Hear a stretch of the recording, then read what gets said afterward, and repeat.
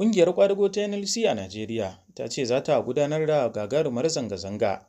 a ranar Talata 4 ga watan Fabrairun shekarar 2025 domin adawa da ƙarin kuɗin kira da kashi 50 wanda hukumar sadarwa a Najeriya NCC ta amince da shi. Cikin wata sanarwa da ƙungiyar ƙwadagon ta fitar mai ɗauke da sa hannun shugaban ƙungiyar Joy Ajaero ta ce ta ɗau wannan mataki ne a wani taron gaggawa da suka gudanar a ranar Laraba. Ƙungiyar ta NLC ta ce zanga-zangar za ta zama gargaɗi ga hukumomi kan yunkurin ƙaƙabawa mutane ƙarin kuɗin kiran waya a ƙasar da mafi ƙarancin albashi bai wuce Naira 70,000 ba.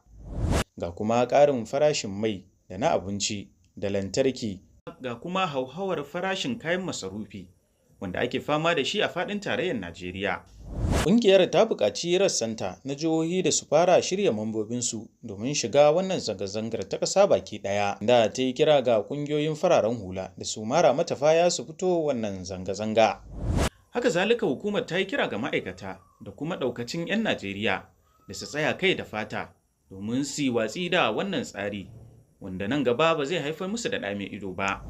Ƙungiyar ƙwadago ta yi kira ga gwamnatin tarayyar Najeriya da hukumar NCC game da hukumar Majalisar Tarayya domin su zauna su tattauna da masu ruwa da tsaki kan wannan al'amari domin sake duba wannan ƙarin wanda aka yi shi a daidai lokacin da 'yan ƙasar ke fama da matsin tattalin arziki.